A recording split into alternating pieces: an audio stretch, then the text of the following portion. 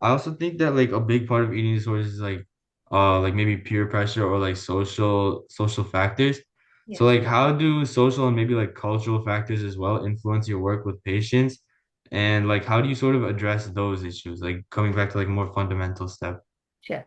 And so, basically, you're right about it because our social, cultural, emotional factors all kind of create sometimes a situation that, like, I would say, like a dramatic situation within ourselves to do certain things, and sometimes they call there are some disorders which where people are very selective about the way they eat, and they may have they may have situations related to the phases of, like, being picky eaters, because if I eat rice in my school, then people might laugh at me, or so I'm not going to eat chapati in the school, or no Indian food, no Asian food. Sometimes we create those stories in our mind, and so then that's when we have the list of like restrictive eating. And then what happens is, because I have that restrictive thought in my head,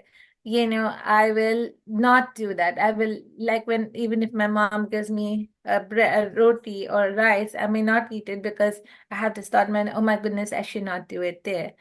And so, for social and cultural factors, when we create the plans, like what happens, like you said, it's a step-by-step process. So, when we're working with people, we create the plan according to what the person is able to. First of all, look at all the factors that the person brings to the table, their personal factors, their emotional factors, their family factors, life factors. Look at all those factors. And then we have to keep in mind that even if, like, it's me and my sister, we both might be completely different in terms of our approach to certain food, though we grew up with the same family and same circumstances. So we have to keep all that in mind in terms of cultural factors.